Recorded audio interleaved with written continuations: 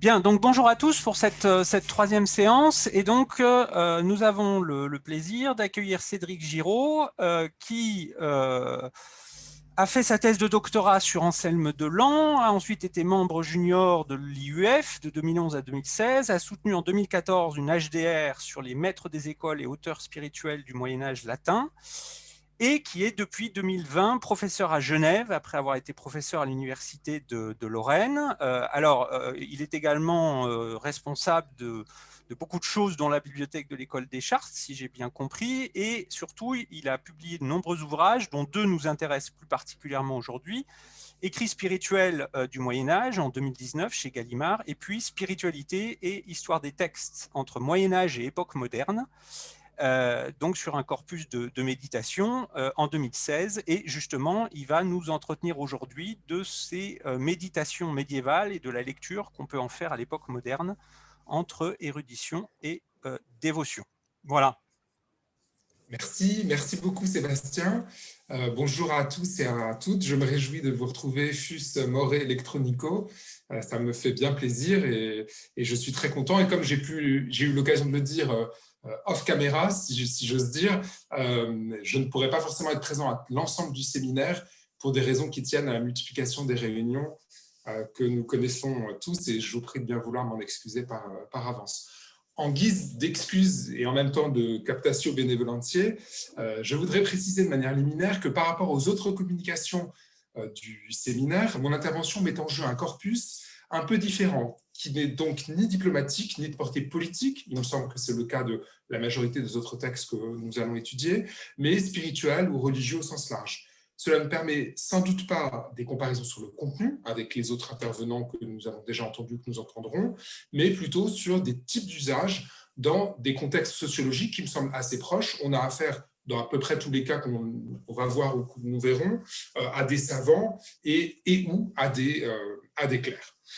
Dans ce cadre, mon intérêt pour la question de la réception de corpus médiévaux à l'âge moderne a été attiré depuis quelques années par un corpus de méditation pseudépigraphe en latin, dont j'ai cherché à reconstituer l'histoire dans une habilitation, comme Sébastien l'a rappelé, soutenue en 2014. Formé de 3 textes composés entre les années 1150 et le début du XIIIe siècle, ce corpus, dans son noyau, c'est un corpus évolutif donc qui connaît beaucoup d'ajouts, a joui d'une remarquable popularité depuis le XIIIe siècle jusqu'au XIXe siècle, ce qui justifie d'en parler aujourd'hui. Il s'agit, selon l'ordre chronologique relatif qu'on peut reconstituer, d'un manuel donc attribué dès l'époque médiévale à Augustin, donc du pseudo-Augustin, de Meditationes du pseudo-Bernard de Clairvaux et de Soliloquia du pseudo-Augustin.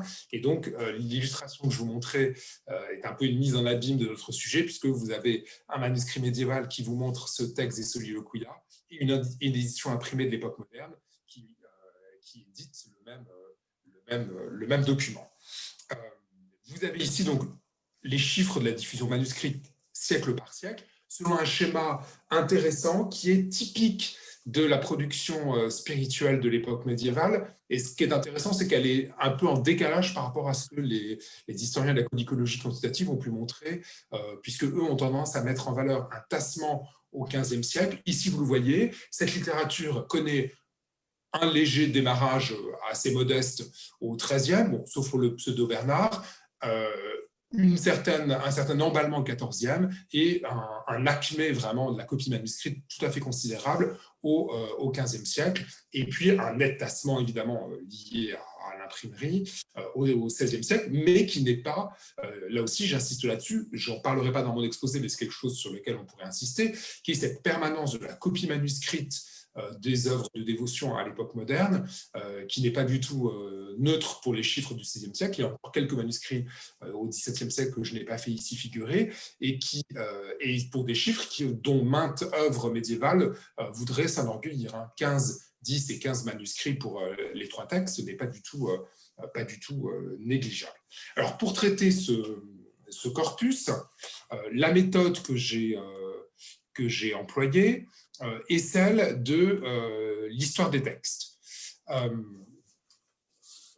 Cette histoire des textes, donc, qui est un peu une manière de parler d'un usage contemporain des écrits médiévaux et moderne a été pratiquée finalement par les historiens depuis le XXe siècle.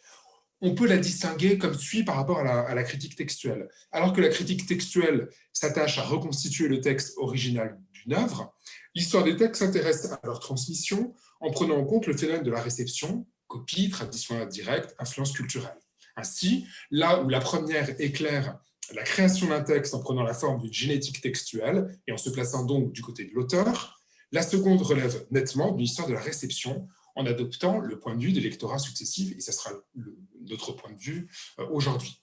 L'histoire des textes est affirmée au cours du XXe siècle dans le champ académique comme une étude donc située à la croisée de la philologie, de l'histoire du livre, qu'il soit manuscrit ou imprimé, et de l'histoire littéraire, en enrichissant son questionnaire grâce à l'apport de toutes ces disciplines.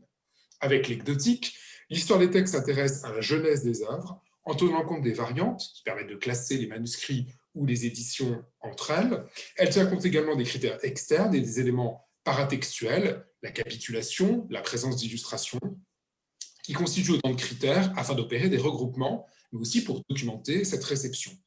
La codicologie et la bibliographie matérielle invitent aussi à ne pas isoler une œuvre de celle avec laquelle elle est transmise, puisque la copie ou l'impression de texte rassemblés volontairement sous une même couverture nous renseignent sur ce que fut un goût littéraire. Les annotations ouvrent également une fenêtre sur tout un pan de l'utilisation par les lecteurs. Difficile à mettre en pratique, notamment pour l'époque médiévale, dès lors qu'elle pose souvent de redoutables problèmes de datation et d'identification des mains, cette étude permet cependant, dans le meilleur des cas, de saisir sur le vif l'appropriation d'un texte dans un milieu donné. Il n'est pas moins important de suivre le devenir des manuscrits et des imprimés dans les bibliothèques. La présence de certains ouvrages dans tel ou tel fond, selon une géographie et une chronologie que l'historien des textes doit reconstituer, ainsi que le classement des œuvres au sein même des bibliothèques, permettent de dessiner une cartographie matérielle et symbolique de la réception en déterminant quelle place, au sens propre et figuré, occupe un texte dans un système culturel. Enfin, le remploi dans de nouveaux ouvrages par le biais d'allusions ou de citations explicites, les phénomènes de traduction, toutes les manipulations de la lettre et de l'esprit, documentent une dernière phase de la réception qui relève de l'histoire culturelle. Toutes ces opérations, pratiquées à des degrés variables en fonction de l'état de la documentation dont l'historien dispose, sont désormais nettement facilitées par le tournant numérique qui met rapidement à la disposition du spécialiste des données qu'il fallait auparavant rassembler soi-même et souvent de manière extrêmement chronophage. Je pense donc au relevé d'incipit, aux notices de manuscrits ou d'éditions imprimées, aux catalogues médiévaux et modernes de fonds anciens, aux corpus textuels, toutes choses qui sont maintenant relativement facilement accessibles en ligne. Donc, armé de cette méthodologie assez simple, qui est celle d'une histoire de la réception, le problème que je voudrais traiter avec vous aujourd'hui est celui, à partir de ce cas, donc, de ces trois œuvres, de la question de la continuité ou de la rupture entre Moyen-Âge et époque moderne. Donc, pour répondre à cette question, donc finalement, de cet usage moderne de textes médiévaux entre continuité et rupture, je m'interrogerai tout d'abord sur le fait de savoir quels textes ont été choisis, et dans un deuxième temps, je me demanderai quels usages ont été privilégiés. Alors, le premier point qui se posait évidemment aux éditeurs de l'époque moderne était la question de l'établissement du texte. Alors, peut-être la première surprise a été de constater l'existence d'éditions séparées. C'est quelque chose de très neuf, puisque l'étude de la tradition manuscrite médiévale a fermement établi que les différents textes de mon corpus n'ont quasiment pas connu de diffusion séparée au Moyen-Âge. Par rapport à ce phénomène, donc, le passage du manuscrit au livre imprimé constitue une authentique rupture dans la mesure où les éditeurs donnèrent à ces œuvres une autonomie matérielle. Ces pratiques éditoriales donc, sont surtout concentrées dans les années 1470-1500, donc vraiment au sens propre au temps de l'incunable, correspondent à des éditions localisées principalement en Italie et en Allemagne, et telles qu'on peut les comprendre, correspondent plutôt à un temps d'expérimentation qui n'eut pas d'avenir. Le but, mais là aussi on manque de paratexte pour l'affirmer avec sûreté, consiste à permettre une lecture individuelle et méditative dans le prolongement de la devotio moderna, alors que c'est un type de pratique que je n'avais pas pu constater avant. Donc ici, vous avez un exemple d'une édition incunable, tout à fait typique, hein, une édition de Louvain, du Manualet du pseudo-Augustin. Alors, à côté de cette diffusion séparée, qui est une diffusion donc un peu exceptionnelle, en rupture par rapport aux usages qu'on faisait du texte latin à l'époque médiévale, on trouve aussi des éditions sous forme d'opuscula et d'opera omnia, qui sont des éditions par auteur. Donc, c'est la deuxième forme de diffusion. En fait, là, on est dans une continuité. En effet, l'édition de recueil d'opuscula d'un même auteur correspondait à une pratique éditoriale dont l'âge de l'imprimé trouvait le modèle dans certains manuscrits et la source dans les bibliothèques même, dans les catalogues des bibliothèques, qui avaient tenté de rassembler les œuvres des pairs et qui elles-mêmes étaient classées par pairs. Donc, un des cadres de classement les plus attestés pour l'époque médiévale, c'est tout d'abord la présence de la Bible, qui constitue une première classe de manuscrits, et puis ensuite des manuscrits de pairs. Et les historiens de la culture médiévale s'intéressent beaucoup au fait de savoir qui vient en premier, d'Augustin ou de Grégoire, voire de Jérôme, et tout ça nous renseigne aussi sur des pratiques culturelles. À travers les cas d'Augustin et de Bernard, qui furent évidemment parmi les auteurs les plus imprimés dès l'époque de l'Incunable, nous pouvons saisir tout un pan de l'histoire de la philologie moderne. Cette dernière se trouvait confrontée à plusieurs défis éditoriaux que les copistes médiévaux avaient commencé de relever. Donc ça, c'est un point qui me semble important, contrairement peut-être à une image que la bibliographie sur cette question laisse souvent accréditer. La question du travail philologique n'est pas une création évidemment de la Renaissance, ni des pratiques de l'imprimé, y compris et peut-être surtout dans le domaine des écrits patristiques. Donc ces défis que les imprimeurs et les éditeurs devaient relever à la suite des copistes étaient les suivants: faire le partage entre écrits pseudépigraphes et authentiques des deux pairs, donc Augustin et Bernard, parmi les plus influents de l'Occident chrétien, d'une part, et d'autre part, proposer un cadre de classement adapté à des ouvrages nombreux et relevant pour les pairs des genres littéraires les plus divers. Donc avec la question aussi de savoir, par exemple, où, à quoi rattacher ces textes qui, pour nous, relèvent plutôt de la spiritualité. Enfin, dernier défi, améliorer le texte en usant de la conjecture et des manuscrits, une tendance qui pouvait être déjà celle des copistes médiévaux, qui pouvaient avoir une démarche critique. Donc, ce qui est intéressant, c'est peut-être de noter que, au terme de l'analyse de ces éditions de l'époque moderne, d'opuscula ou d'opera omnia, il me semble que les éditeurs de l'époque moderne ont plutôt amplifié un mouvement qui était déjà celui de l'époque médiévale, qu'ils n'ont créé véritablement des pratiques qui seraient nouvelles. Donc, aussi bien pour ce qui est de la critique textuelle, donc du partage entre textes authentiques et textes d'épigraphe, que du cadre de classement eux-mêmes, et aussi de l'établissement du texte et de la collation des témoins. Alors, cela étant dit, dans le cas d'Augustin, si des doutes se font jour dès le XIVe et XVe siècle sur l'authenticité des deux textes dont j'ai parlé, le Manualet d'une part et les Soliloquia, il faut attendre l'époque des Mauristes pour que provienne la vraie rupture philologique.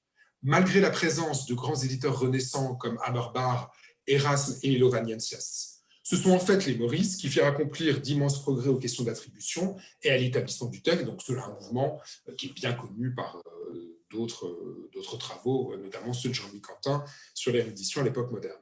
De surcroît, et ce point est peut-être moins souvent mis en valeur, le cas du pseudo-Augustin illustre l'intérêt de lire les éditions et les théologiens modernes en les mettant en perspective par rapport aux lectures savantes du Moyen-Âge. Comme je vous l'ai dit, les doutes qui entouraient les ouvrages épigraphiques n'est pas une invention de l'humanisme, et la coexistence pacifique entre l'Augustin authentique et l'Augustin pseudépigraphe est le fait aussi de savants modernes.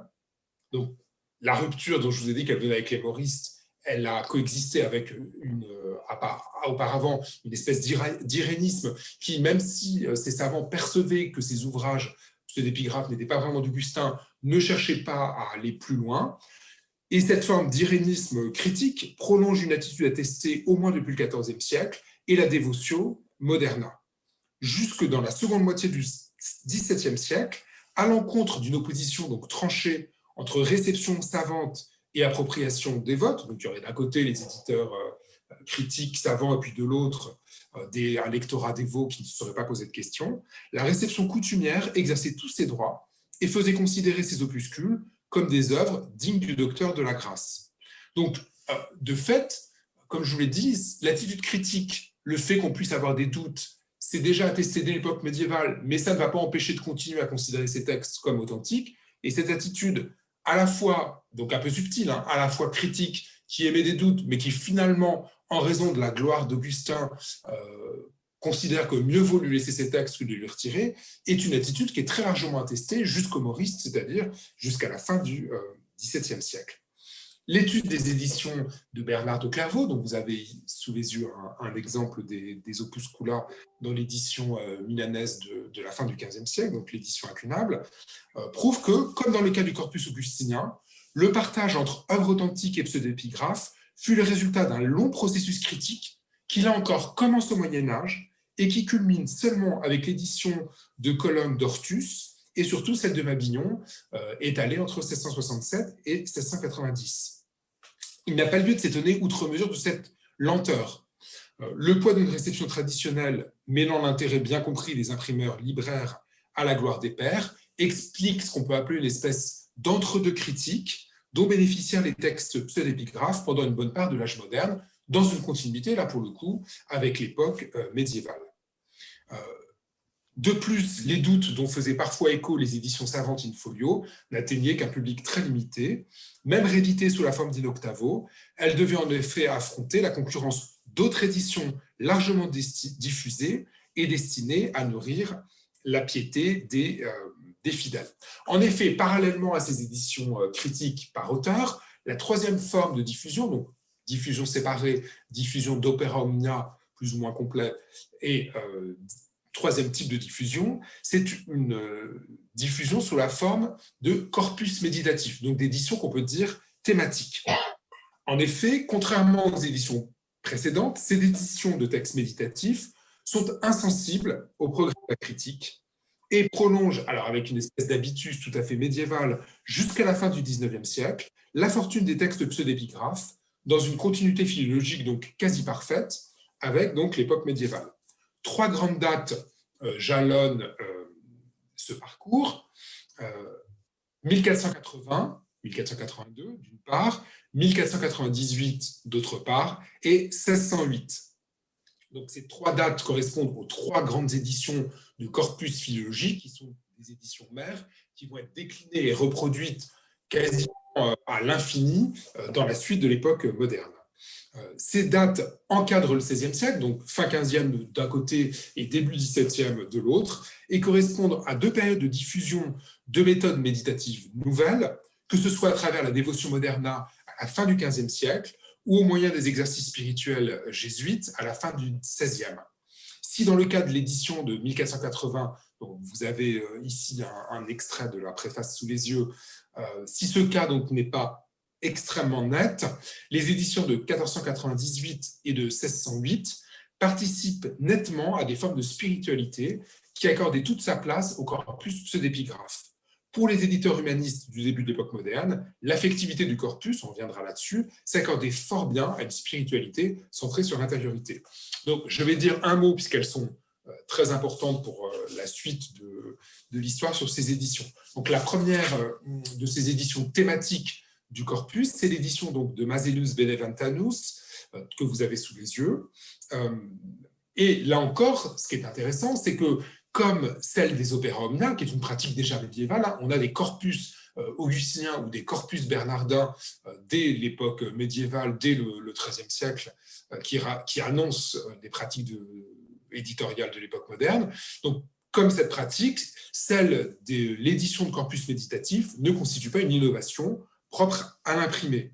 En effet, donc, cette première édition d'un corpus méditatif milanaise se situe à la fois par son contenu et même par son esprit, dans la continuité des manuscrits, où le rapprochement d'Augustin et de Bernard n'est pas une chose rare, et notamment le rapprochement de nos textes pseudo-épigraphes.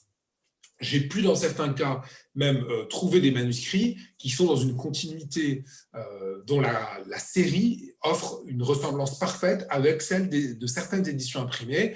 La difficulté, et ça c'est un point que je n'ai pas eu le temps d'approfondir, mais qui mériterait peut-être discussion, en tout cas certainement approfondissement, c'est de savoir un peu qui est l'œuf ou la poule. C'est-à-dire, dans certains cas, il est difficile de savoir si ces manuscrits de la seconde moitié du XVe copient des éditions incunables qui auraient été perdues, ou si au contraire, ce sont bien ces manuscrits qui sont la source de ces éditions incunables. Il est parfois difficile de trancher de manière absolument certaine. Alors, dans le cas de cette édition donc, italienne de 1480, l'édition des Pairs, pour son éditeur, relevait d'un enjeu apologétique face à une renaissance païenne perçue comme concurrente des lettres chrétiennes. La prosopopée initiale du livre, donc, que vous devez avoir sous les yeux ici, entendait remiser les trophées et les lois romaines au profit d'un recueil conçu comme un guide vers le ciel. Donc on trouve ici une volonté apologétique sur laquelle j'insisterai plus tard. Le deuxième grand recueil, c'est une autre édition italienne, l'édition de Brescia de 1498, qui a une grande postérité et dont je vous montre ici l'avatar éditorial parisien de 1521. Cette édition de Brescia est due à un éditeur, sans doute un dominicain, qui renoue avec la pastorale de Gerson et la Devotio Moderna pour donner un corpus complet de méditation d'Augustin, d'Anselme et de Bernard, sous le titre explicite de Libellus Meditationum.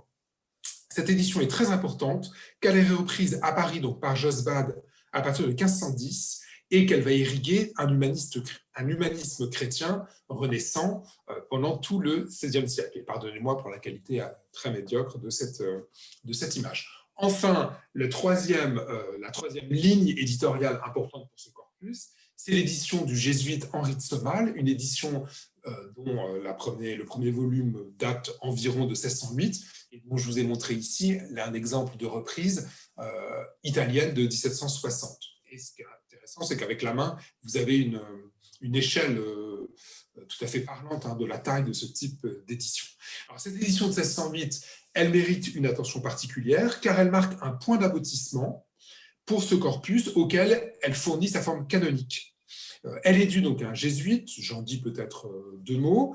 Il est né donc en 1534 à Dinan, et il est issu de la compagnie de Jésus en 1551 par Ignace de Somale, donc, qui est l'éditeur, a d'abord été professeur en Italie, professeur de physique et de physique. C'est un prédicateur, mais aussi un éditeur de textes. Il va éditer les œuvres de Calpis ou les Confessions d'Augustin. Et loin de prétendre à l'érudition, Somale entendait diffuser auprès du public à moins d'un faible volume, vous en avez un exemple ici, des textes que la tradition chrétienne avait déjà rendus célèbres.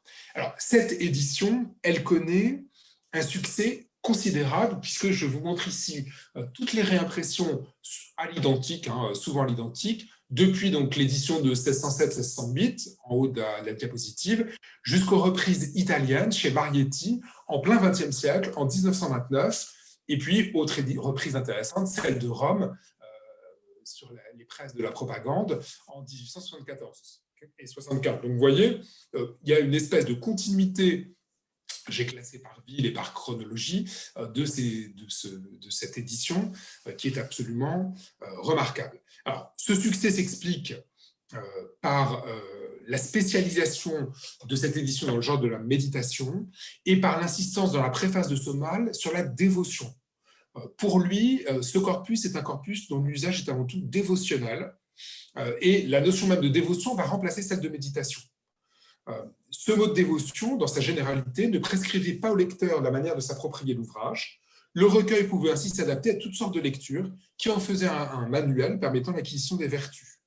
Cette ambivalence devait permettre au recueil de survivre à l'ère du soupçon, qui marqua la mystique pendant la seconde moitié du XVIIe siècle et qui culminera dans la condamnation du quiétisme. Traversant les siècles, ce corpus méditatif latin, connu dans l'Europe catholique, donc une vogue continue.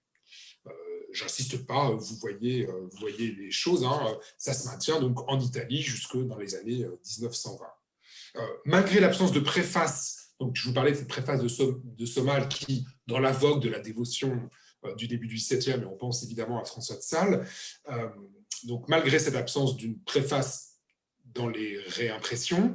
Certains indices ne trompent pas et nous renseignent sur la destination de l'ouvrage, au moins pour le 19e siècle. Le petit format des volumes et leur appartenance à des collections au titre évocateur, bibliothèque du clergé, bibliothèque des pieux laïcs, etc., indiquent que ce corpus était conçu comme un manuel de piété destiné donc aux laïcs cultivés et aux membres du clergé.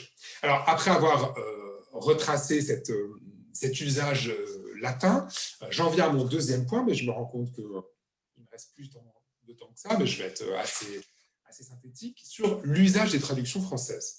En effet, parallèlement à sa diffusion en latin, donc jusqu'à la fin du 19e siècle dont je viens de parler, ce corpus a connu une diffusion remarquable dans toutes les langues vernaculaires pendant la même période, au-delà des élites lettrées et sans que les barrières confessionnelles y fassent obstacle. Le corpus a donc fait l'objet de traduction. Alors là aussi, c'est considérable. Toutes les langues sont concernées. Dès l'époque médiévale, il est traduit en norrois, et on le retrouve à l'époque moderne, jusqu'en grec. Il est traduit même au XVIIe et XVIIIe siècle, en grec pour aller du côté de Byzance. Donc, toutes les langues sont absolument concernées par ce phénomène. Ici, évidemment, faute de compétences philologiques étendues en dehors du français et du latin, j'ai retenu le cas de la langue française en étudiant une trentaine d'éditions françaises portant sur toute ou partie de notre corpus, échelonnées entre la seconde moitié du XVIe siècle et la fin du XIXe siècle. Au sein de la période envisagée, c'est intéressant aussi du point de vue de l'histoire moderne, le XVIe siècle fait figure de parent pauvre, puisque, alors on en a un peu plus, mais moi je n'ai retenu que 3 traductions, du fait du caractère anonyme de beaucoup d'éditions, fréquemment dépourvues de paratexte et surtout difficiles d'accès, même en l'état des numérisations. Donc il y a quand même un biais méthodologique dans ce que je vous dis. Par contraste, les traductions françaises sont extrêmement abondantes. Au XVIIe, 10 parutions, j'ai retenu 10 parutions dans mon habilitation, et 15 pour le XIXe siècle. Ces périodes apparaissent comme des moments de forte demande par rapport auxquels le XVIIIe siècle représente pour le coup un temps de réédition plutôt que de réelle création. Alors je laisse de côté le profil des traducteurs pour m'intéresser aux usages qui sont doubles. Les usages proprement spirituels d'une part et les usages qu'on peut dire un peu plus apologétiques. Alors, pour ce qui est des enjeux spirituels, j'ai distingué, mais avec une part évidente de rhétorique, 3 temps dans cette réception, le XVIe, le XVIIe et le XVIIIe, en considérant qu'au XVIe siècle, la question que la méditation posait aux traducteurs et aux préfaciers, c'est celle de ses rapports avec la contemplation.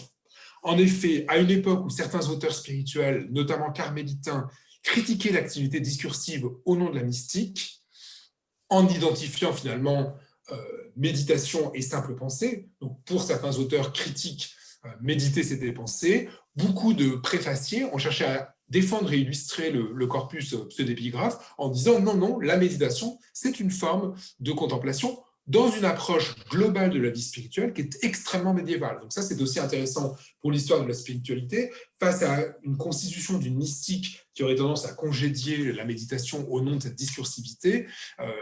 Toute une partie de ces éditions du XVIe siècle, au contraire, et alors auprès d'un public d'un lectorat laïque, de femmes et d'hommes qui n'étaient pas forcément savants, continuent à tenir pour l'unité de la méditation et sa solidarité avec la contemplation. Pour ce qui est du XVIIe siècle, j'ai pu dire que méditer, c'est brûler. En effet, on note qu'une mise à jour doctrinale passait par l'introduction de nouveaux découpages au sein des chapitres et par leur réduction à de courtes unités textuelles. L'opération favorisait l'épanouissement d'une affectivité, donnant la primauté à la volonté sur la raison. La pratique méditative étant dans ces éditions traduites, assimilée aux élévations, aux affections et aux autres formes de raison jaculatoire. Le texte devenait alors un support qu'il fallait pouvoir quitter rapidement afin de se livrer aux états supérieurs de la contemplation. De surcroît, la place accordée aux émotions se trouva nettement renforcée par l'insistance des traducteurs sur la parenté littéraire et doctrinale entre les soliloquia, donc les soliloques du pseudo-Augustin, et les confessions authentiques, un point qui devient une constante des préfaces jusqu'au XIXe siècle. Le corpus médiéval nourrit alors une piété faite d'effusion, et ce qui est intéressant, qui commence à être genré, puisque c'est à partir du XVIIe siècle, dans les traductions françaises, qu'on commence à dire ces textes-là, eh bien, ils sont faits pour les femmes, et de la part des traducteurs, inutile de vous dire que cette constatation n'est pas une qualité. Donc, ça montre aussi la dévaluation de ce corpus. Traduit en français, on le considère comme bon pour les femmes, hein, dans les mots des traducteurs de l'époque. Enfin, la troisième phase de réception qui va du XVIIe et surtout du XVIIIe au XIXe siècle, c'est le lien entre ces textes de méditation et la prière.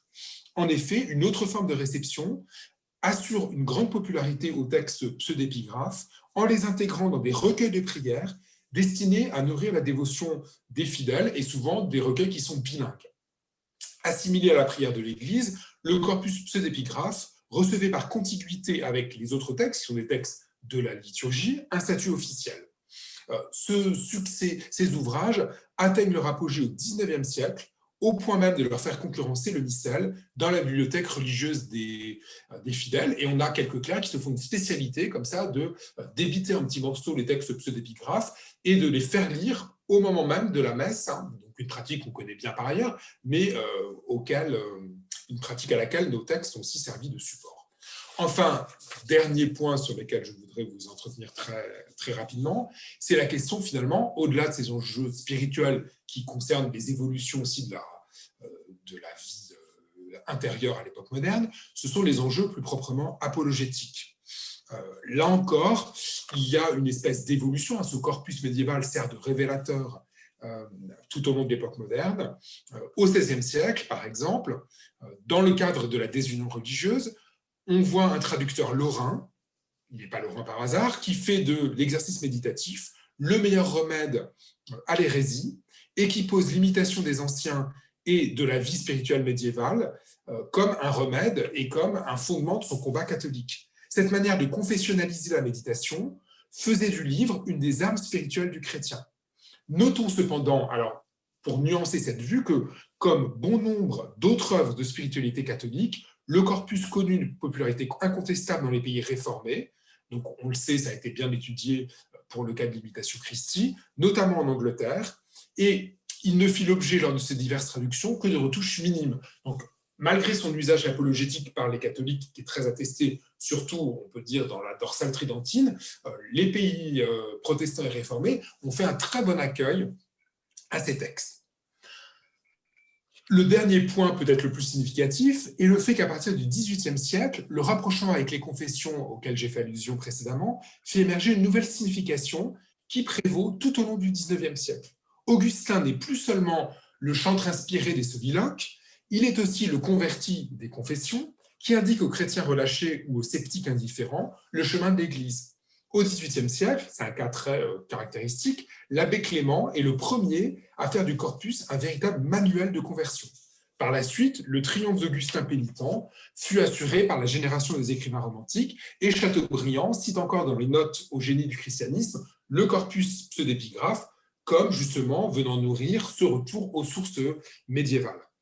En effet, si Augustin était à l'ordre du jour, c'est que les clercs du XIXe siècle croyaient voir l'histoire se répéter et leur temps renouveler l'incrédulité de l'Antiquité tardive. Augustin et notre corpus par ricochet devinrent un personnage et un texte apologétique dont les œuvres pouvaient désormais servir à des catégories de lecteurs ignorées des siècles précédents.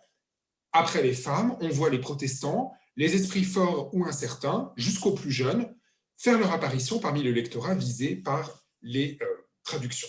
Alors, je conclus pour ne pas déborder davantage en disant que si le succès que connut le corpus pseudépigraphe à l'époque moderne le place dans la continuité du Moyen-Âge, et on a vu que cette continuité d'un point de vue philologique, elle était perceptible par certains indices, plusieurs raisons, cependant, militent pour faire de la modernité une rupture, peut-être plus dans le domaine de l'histoire de la réception. Alors, la première rupture, bon, elle va de soi, c'est l'élargissement de l'audience du corpus par le passage à l'imprimé et par la multiplication des traductions. Certes, il y avait les traductions à l'époque médiévale de ce corpus, j'y ai fait allusion, mais ce mouvement de traduction a été accéléré par le passage à l'imprimé. Le deuxième, peut-être, rupture que l'on peut noter, mais qui est pour le coup philologique, c'est le fait que le passage du manuscrit à l'imprimé tend à figer les méditations d'un point de vue philologique, alors que la copie manuscrite laissait place à de nombreux remaniements. Très souvent, ces éditions de l'époque moderne, je n'ai pas eu le temps de rentrer dans le détail, ont tendance à reproduire, même en plein 19e siècle, l'état d'une édition du XVIe siècle qui elle-même se fondait sur un incunable. Donc il y a une espèce de fossilisation du texte. Donc, ce qui illustre, bon, là aussi, c'est peut-être quelque chose de relativement évident, cette fameuse variabilité du texte qui, évidemment, prend fin à l'époque moderne. Ce qui est peut-être plus original, c'est que la remise en cause progressive des attributions, autant que la distance temporelle entre l'époque moderne et le Moyen-Âge, rendirent nécessaire de nouvelles exégèses afin de sauvegarder la valeur de ce corpus. Il lui fallut ainsi remplir de nouvelles fonctions, adaptées à la situation du catholicisme dans l'Europe moderne, entre le temps des réformes et l'ère de la déchristianisation. Ce corpus médiéval peut ainsi servir de révélateur aux mutations que connut le catholicisme tridentin dans les sociétés occidentales entre le XVIe et le XIXe siècle. Voilà, je vous remercie de votre attention.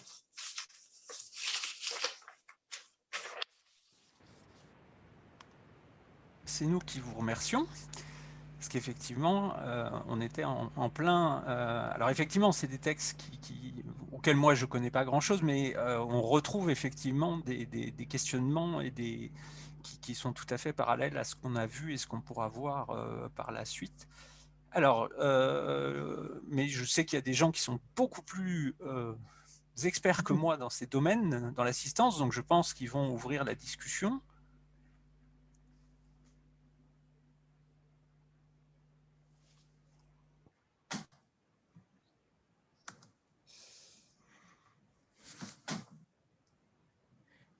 Éventuellement, je ne sais pas si je peux... Vas-y. Oui. Avec plaisir, au contraire. Alors, merci infiniment. Moi, j'ai trouvé ça évidemment complètement passionnant. Et ça m'a rappelé énormément de choses. Et dans le domaine, je dirais, de la relecture moderne d'un certain nombre de textes, oui, patristiques, hagiographiques, évidemment, en particulier dans le milieu bénédictin, évidemment. Alors moi, je suis extrêmement... Alors, ça va être un peu... Il y a quelques questions, à la fois remarques et ça ne va pas forcément être très ordonné. J'ai été très sensible lorsque vous avez parlé de la permanence, évidemment, de la copie manuscrite des textes à la période moderne, et en particulier des textes de dévotion. Et ça, évidemment, mais on ne le dit jamais assez, je pense que c'est vraiment quelque chose d'extrêmement important. Et alors là, ça rejoint ce que vous avez dit à la fin de la dimension très genrée de cette affaire. C'est qu'il me semble vraiment, pour avoir étudié à la fois, par exemple, des bibliothèques de monastères masculins et des bibliothèques de monastères féminins, que c'est vraiment beaucoup plus développé chez les femmes, les monastères féminins. On voit dans certaines bibliothèques actuelles de monastères féminins qui ont pu préserver un certain héritage spirituel, et en particulier venant du XVIIe siècle, on a des copies, on a de tas de textes spirituels. Alors, je ne parle pas forcément de votre corpus, évidemment, mais d'autres textes, y compris du XVIIe siècle même, mais qui sont recopiés. Et ça j'ai trouvé ça extrêmement intéressant. Ça, c'était un peu la première chose. La deuxième remarque que je me faisais en vous écoutant, c'est cette espèce de notion d'entre-deux un peu critique d'une part, et le maintien d'un statu quo de la transmission de certains textes, parce que finalement, pour une vision dévotionnelle et pour une pastorale post-tridentine, ces textes-là, ils fonctionnent, on va dire. Et donc, il ne faudrait pas sabrer l'effort pastoral évidemment tridentin en étant extrêmement sévère avec un certain nombre de textes qui fonctionnent au niveau purement dévotionnelle ou spirituelle. Et ça me fait penser un petit peu à la même attitude que peut avoir un Mabillon avec la question de la Sainte Larme de Vendôme ou avec la question de reliques, où là, effectivement, attention, évidemment, il ne faut pas aller trop loin, parce que si on va trop loin, eh ben on va remettre en cause, évidemment, une forme de dévotion qui compte et qui existe. Donc, je ne sais pas si on peut faire ce rapprochement-là, mais j'ai envie de le faire en vous écoutant, évidemment. Et puis, alors après, c'est quand vous parlez à la fin finalement de la mystique féminine par rapport à une forme de dévaluation. Alors, je ne sais pas si c'est une vraie dévaluation, ce regard que peuvent avoir certains, peut-être les éditeurs de ces textes au XVIIe siècle, de ces traductions en tout cas. C'est clair que la traduction est très, très féminine, et mais même on voit des traductions de livres liturgiques, de bréviaires français-latin, enfin latin-français, dans les milieux monastiques féminins à la période moderne, ça c'est clair. Ça rejoint la définition, effectivement, peut-être d'une spécificité genrée de la dévotion et de la spiritualité féminine, laïque ou monastique en tout cas, je ne sais pas. Voilà, c'était un petit peu les réflexions qui me vous écoutant. En tout cas, merci. Non, mais merci à vous. Et je suis content parce que je vous lis depuis un moment, qu'on ait l'occasion de ce séminaire, fût à distance, de vous c'est gentil. Avec vous. Donc, à titre personnel, je vous remercie d'être présent, et puis je suis très content de nouer ce dialogue. Alors, tout à fait, pour la copie manuscrite, moi aussi, j'en suis persuadé, mais on l'est tous en tant que médiévistes, que ces copies d'époque moderne, elles sont inappréciables, y compris d'ailleurs d'un point de vue philologique, pour l'établissement du texte. Donc, on est tout à fait d'accord. Cet entre-deux critique, il est très intéressant d'en suivre l'évolution, notamment au XIXe siècle. C'est-à-dire, quand c'est plus possible, parce qu'il est évident, là, les Maurice sont passés par là, donc on ne peut plus croire qu'Augustin, il y a eu des éléments, même, on a montré dans le manuel que c'était un montage, des Mabillons d'ailleurs, que c'est un montage de textes qui contiennent des œuvres du XIIe siècle. Donc on ne peut plus dire que c'est Augustin. Et ce qui est fascinant, et ce qui rejoint tout à fait ce que vous dites autour des reliques, c'est cette crispation dont les préfaciers finissent par dire Sinon est vero et ben trovato, même si c'est pas vrai, mais il faut quand même le garder parce que on a toujours pensé, et donc on peut pas. Donc c'est très intéressant aussi, et je pense que vous avez tout à fait raison, c'est un réflexe de l'ordre presque de l'identité, d'une espèce de culte auquel on ne peut pas renoncer, et autant c'est assez détendu au XVIe, XVIIe siècle, autant à partir du XIXe siècle, chez les traducteurs catholiques qui sont souvent, on peut le voir d'un point de vue sociologique,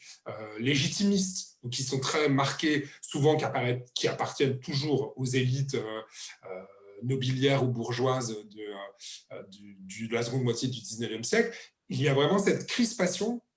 Et c'est très, très intéressant de voir comment on passe justement d'un entre-deux critique un peu paisible où ça gêne personne à une revendication en disant si vous attaquez l'attribution, c'est que vous attaquez l'Église. Dans un truc complètement délirant, et en disant, alors le plus intéressant, c'est un des traducteurs qui dit ce sont les protestants qui ont retiré ces textes à Augustin, alors que c'est Mabillon. Donc, il y a un espèce de retournement, d'aveuglement même de ces traducteurs catholiques face à la science qui est identifiée au libre examen protestant. Donc, c'est très intéressant aussi, et je pense que le parallèle avec les reliques, il est très juste. C'est-à-dire que les doutes que l'institution peut faire naître sur certaines formes de culte, eh bien, quand ça touche les textes, il y a une partie du lectorat ou des croyants qui se raidit en disant « mais vous n'avez pas le droit de nous retirer ces textes ou ces formes de dévotion ». Et pour la question genrée d'évaluation, je suis bien d'accord, il faut être prudent. Ce qui m'autorisait peut-être, mais il faudrait relire les textes, c'est un peu loin pour moi, c'est qu'il me semblait que dans les préfaces, notamment du père de Cerisier, qui est un jésuite contemporain du règne de Louis XIII, il y a quand même tout un discours sur les émotions, la femme, et donc c'est quand même bien adapté parce que c'est des textes qui font appel justement à l'affectivité, donc les femmes qui sont, comme chacun le sait, du côté de l'affectivité et non de la raison, sont aptes à les comprendre. Donc malgré tout, voilà, à titre personnel, j'ai quand même tendance à considérer que c'est pas très flatteur de limiter le lectorat féminin à ce qui serait, et en plus c'est faux, en plus ces textes-là ne sont absolument pas uniquement affectifs, c'est un effet de réduction, de lecture réductrice. Donc il y a une double réduction, réduire ce corpus à un corpus affectif et réduire du coup des textes affectifs à un lectorat qui serait féminin. Mais bon, ça demanderait à être précisé et on ne peut pas du tout en faire une généralité. Je suis bien d'accord avec vous. En tout cas, merci beaucoup. Merci.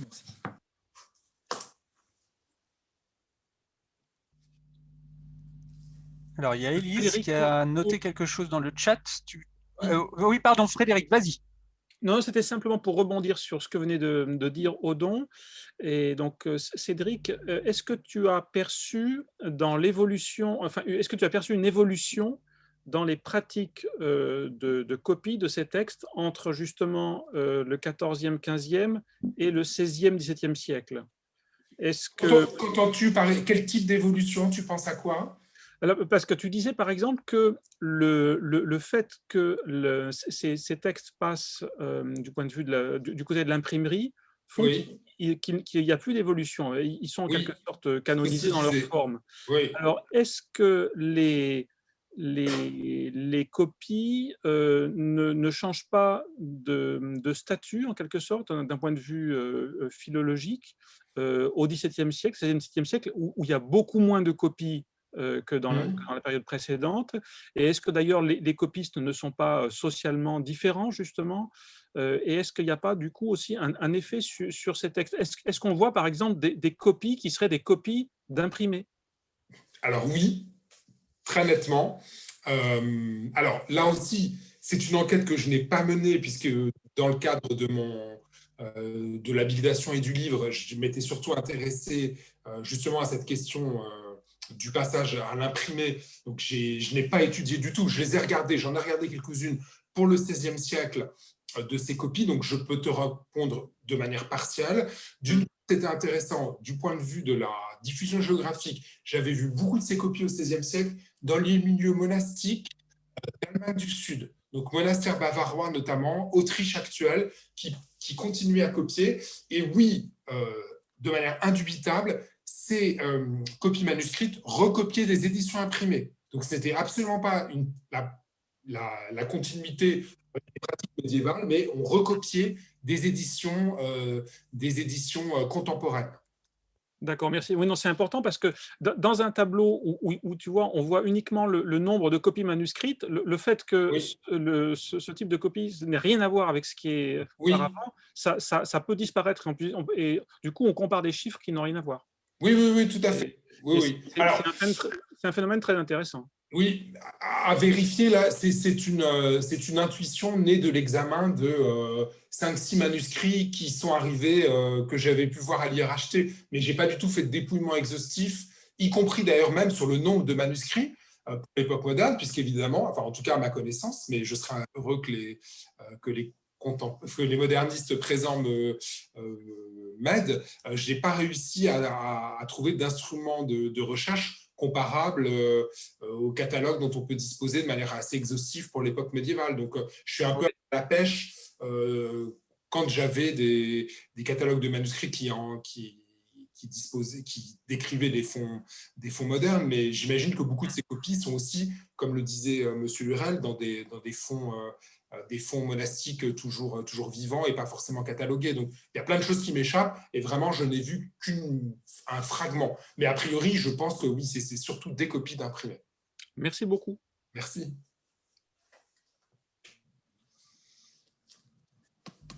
Oui, Aude Morvan.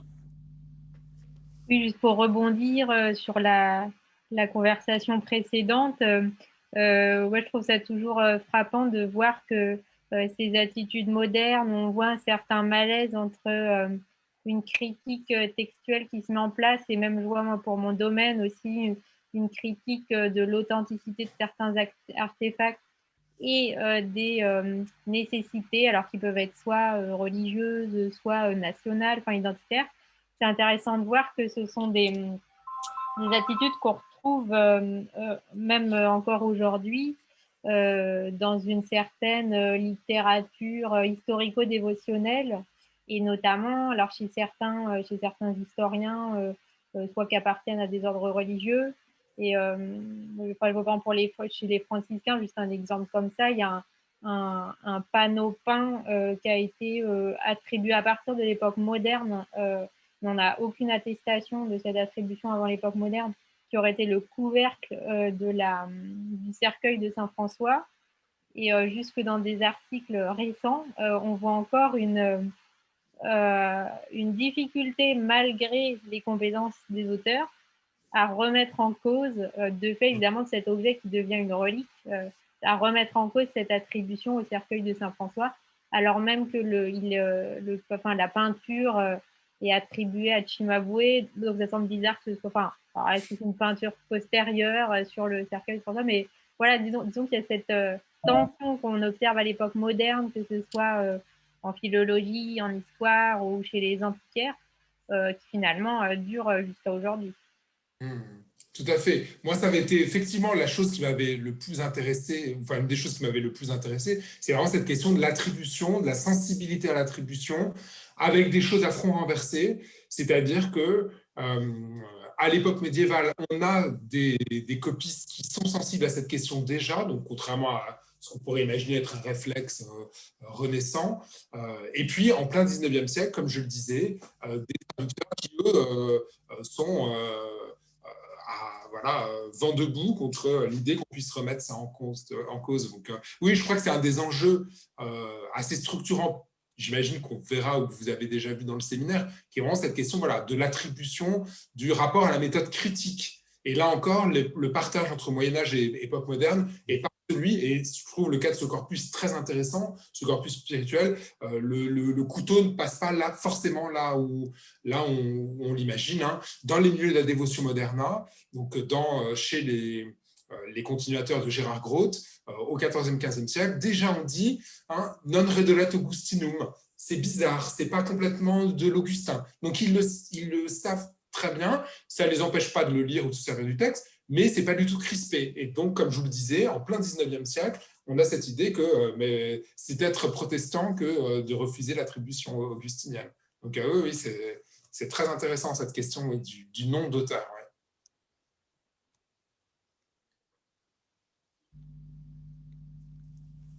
Alors, Élise avait noté quelque chose dans le chat. Tu veux peut-être le dire pour tout le monde?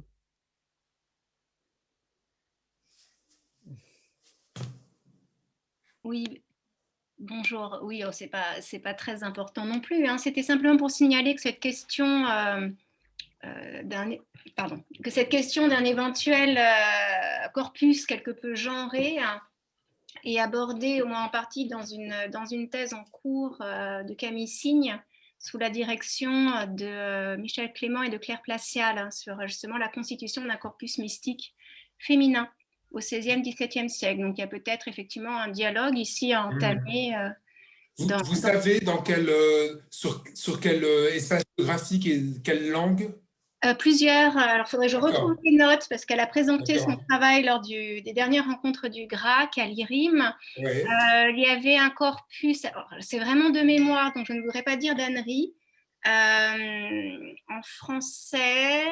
Je me demande s'il n'y avait pas de l'espagnol, mais honnêtement, il faudrait lui demander. D'accord, oui, non, mais c'est intéressant. Merci en tout cas pour la précision. Oui. Mais disons que c'est une question en tout cas qui commence à être soulevée.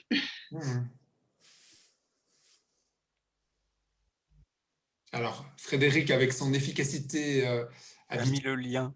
Nous envoie un lien. Je ne sais pas si je vais réussir à l'ouvrir, moi. Alors, si, hop, on fait la science en direct. Alors, vers un canon mystique européen, quelle unité pour la littérature mystique de la première modernité? Donc, on a la chronologie, donc 1498-1675, mais voilà, on ne sait pas trop le... Mais si c'est européen, bon, on peut imaginer que ça embrasse pas mal de langues. D'accord. Je crois qu'elle est en deuxième année. D'accord. C'est une thèse encore qui est en début de travail. Très bien. D'autres questions, interventions? Oui, Odon? Non, juste dire qu'à entendre ces rebondissements successifs, on est presque prêt à faire un webinaire particulier sur ces questions de traduction et de genre à l'époque moderne. Je pense qu'il y aurait de quoi faire. Je rebondissais un instant sur ce que disait Frédéric tout à l'heure, Frédéric Gabriel. C'était sur le fait effectivement que moi, dans les manuscrits féminins monastiques que j'ai rencontrés, c'est plus souvent des imprimés qui sont traduits. Et pose aussi, qui sont transcrits, enfin réécrits. Ce qui pose aussi le problème, plus largement, je pense, de la différence aussi d'accès aux livres dans les communautés monastiques, évidemment, beaucoup plus cloîtrées que les masculines, du côté féminin. Ça peut jouer, sans doute. Il y a peut-être quelque chose qui se joue aussi là. Voilà, c'est une des réflexions que j'avais. Et on trouve aussi, alors je pense alors évidemment aux bénédictines du Calvaire qui sont nées au XVIIe siècle. Donc pour le coup, elles ne recopient pas, ou ce que j'ai vu concerne beaucoup plus toutes les lettres imprimées au départ, les circulaires et les lettres imprimées du Père Joseph aux premières religieuses, et qui sont à la fin du XVIIe siècle, on en trouve des copies à l'usage de telle ou telle sœur, manuscrites, en fait, alors qu'elles existent dans la bibliothèque, mais en 1 ou 2 exemplaires peut-être, et il y a un travail de digestion, on va dire, spirituelle, et un petit peu de toute cette littérature par l'écriture manuscrite, ça je suis persuadé, et on le retrouve au XIXe siècle, et on retrouve ces 2 périodes clés dont vous parliez, Cédric, vraiment 19e, comme on trouve avec les éditions. Je pense qu'on pourrait faire un peu pareil avec les éditions de la règle et du livre des dialogues, du second livre des dialogues de Grégoire. Évidemment, on retrouve un petit peu ces mêmes grandes. Donc là, enfin, ça, c'est pas original, c'est connu. Donc, en tout cas, merci encore. Non, merci. Alors, comme tout bon séminaire ou colloque est censé donner lieu à une nouvelle invitation à de nouveaux colloques, c'est vrai qu'un colloque autour de manuscrits et imprimés et spiritualité, ça semble une très bonne idée. C'est aussi l'objet, c'est aussi le rôle. Hein. Moi, j'avais une question sur les profils de traducteurs en français, parce que je crois que bon, ma connexion n'était pas toujours très bonne, mais je crois qu'en fait, vous en avez évoqué un qui était lorrain et qui jouait vraiment le jeu dans le cadre de la polémique confessionnelle. Est-ce qu'on a des éléments sur les autres en termes de profil j'imagine, je me trompe peut-être, j'imagine que c'est plutôt des clercs. Voilà, alors, significativement, pour rester dans une lecture genrée, la seule femme qui apparaisse dans le corpus, c'est une Madame L, 3 étoiles. Donc, c'est la seule traductrice, mais la seule qui n'a pas de nom. Donc là encore, et c'est une traductrice, si ma mémoire est bonne, du début du 19e siècle. Donc on a une femme, le reste ce sont des hommes, ce sont des clercs jusqu'au 19e siècle, donc plutôt des clercs, beaucoup des jésuites, des oratoriens, alors ce sont des clercs, pardon, non, j'ai quelques laïcs, pardon, mais Lorrain, il est chanoine de Metz, le Lorrain auquel je fais allusion, donc non, ce sont vraiment tous des clercs. Sauf peut-être exception, avant le 19e siècle. Et à partir du 19e siècle, ce sont plutôt le profil qu'on arrive à construire, comme je vous le disais, élite bourgeoise et nobiliaire, plutôt provinciale. Donc on imagine un grand propriétaire terrien, un peu retiré sur ses terres. Ce ne sont jamais des personnages de premier plan. Et je peux les documenter grâce à la presse locale, les nécrologies. Mais sinon, même pour les autres traducteurs de l'époque moderne, ce ne sont pas des grandes figures. La seule grande figure pour le 19e siècle, qui est un peu spécialisé, c'est l'abbé Théodore Ratisbonne, donc un juif converti qui a joué qui a eu un grand rôle dans la conversion des juifs au XIXe siècle et qui a traduit le pseudo-Bernard. Voilà. Donc voilà, effectivement, c'est des profils plutôt attendus de clercs, de lettrés, mais qui ne sont pas des grands lettrés, ne sont pas des éditeurs de textes, ne sont pas des philologues, sont plutôt des gens qui ont comme vocation une forme de vulgarisation religieuse. Ouais. Et on n'a pas d'éléments sur les éventuels commanditaires de ces traductions. Enfin, je ne sais pas s'il y en a ou pas. Alors, ceux qui payent, parce que moi j'avais été frappé. Oui. Bon, la vie de Giraud, par exemple, elle est retraduite au 18e et c'est le chapitre Saint-Géraud qui paye la traduction. Bon, voilà. Est-ce qu'il y a des choses comme ça? Alors, pour le 16e, on a des dédicaces. Donc, une des traductions, donc on peut supposer qu'il l'a commandité ou qu'on espérait son patronage, mais Ouais. c'est une pratique tellement répandue à l'époque qu'il est peut-être difficile d'en tirer grand-chose, était à Charles III de Lorraine. Pour la suite, non, j'ai l'impression que il me semble que c'était plutôt les éditeurs imprimeurs qui favorisaient ce genre de traduction parce qu'ils savaient que ça allait bien s'écouler, mais il n'y a pas de grands personnages derrière ces mouvements-là. Mais visiblement, ça se vend bien. Ouais. Chaque traduction, j'ai souvent plusieurs des rééditions. Enfin, on peut supposer. Et quand j'ai fait des recherches dans les catalogues en France, c'est des traductions qu'on retrouvait très, très largement dans les bibliothèques municipales.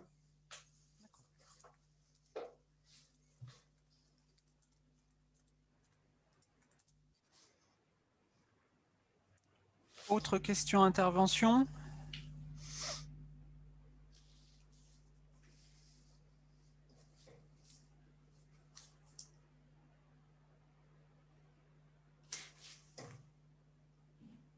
Non, tout le monde est fatigué. C'est l'heure du goûter. Tea time. C'est l'heure du thé. Bon, bah, il nous reste encore à vous remercier parce que vraiment, c'était passionnant, extrêmement clair. Et puis alors, si j'osais un mauvais jeu de mots, non, j'oserais pas. Parce qu'on a tenu le temps de manière absolument impeccable. Alors, juste avant de... Bon, je vais peut-être couper l'enregistrement, si j'y arrive. Si, là. Non, ça c'est quitter la réunion.